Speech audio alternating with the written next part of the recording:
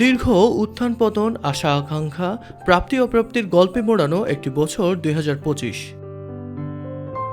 ডায়েরির পেছনের পাতায় জমে আছে সংকট, আশায় দানা বাঁধতে থাকা এক টুকরো হতাশা ছাপিয়ে ২০২৬-এ নতুন বাংলাদেশে নতুন সূর্যোদয়ে শুরু হবে এক ক্ষুদ্র আলোকছটা। ২০২৬-এ বাংলাদেশে অপেক্ষা করছে বহুল প্রতীক্ষিত অবাধ, সুষ্ঠু ও নিরপেক্ষ নির্বাচন। দীর্ঘ ১৫ বছর গ্লানি দূর করে এই নির্বাচনের মাধ্যমে দেশের মানুষ বেছে নিতে চায় নতুন সম্ভাবনা। আমরা আশা করব ২৬-এর বাংলাদেশের যে সরকার আসবে, জনগণের যে সরকার আসবে, সেই সরকারটা তারুণ্য নির্ভর হোক, সেই সরকারটা ছাত্র নির্ভর হোক এবং এই সরকার জনগণের পালস বুঝুক।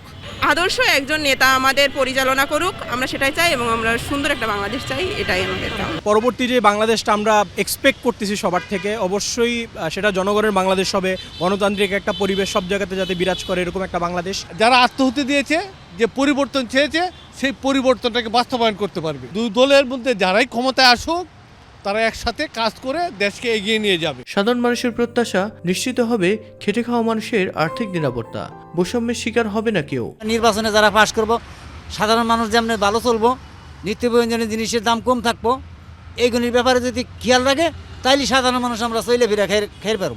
আমরা চাই দেশের একটা শান্তি, যাতে আমরা ব্যবসা করে শান্তির মধ্যে আমরা খাইতে পারি। সামনে যেভাবে সুন্দর চলে সেইভাবে আমরা আল্লাহর কাছে চাই। সংখ্যা কাটিয়ে যে সমাজে মাথা উঁচু করে দাঁড়াবে নারীরা, সামাজিক এবং রাষ্ট্রীয় নিরাপত্তার পাশাপাশি সম্মান নিয়ে বেঁচে থাকবে এই সমাজে। আমরা আমাদের ভোটার অধিকার চাই, আমরা যেন স্বাধীনভাবে ভোট দিতে পারি, স্বাধীনভাবে চলতে পারি।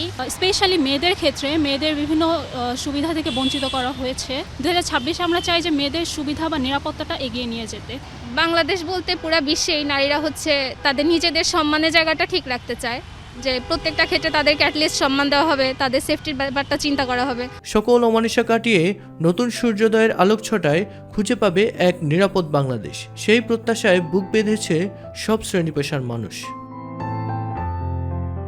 সকল আধার কাটিয়ে গণতান্ত্রিক পন্থায় মিলবে অর্থনৈতিক মুক্তি, যেখানে থাকবে না কোনো রাজনৈতিক শোষণ, অর্থনৈতিক নিপীড়ন। এমনই একখণ্ড নিরাপদ বাংলাদেশ গড়তে নতুন সূর্যোদয়ের অপেক্ষায় দেশের আপামর জনগণ। মিফতাক আলী, মাই টিভি, ঢাকা।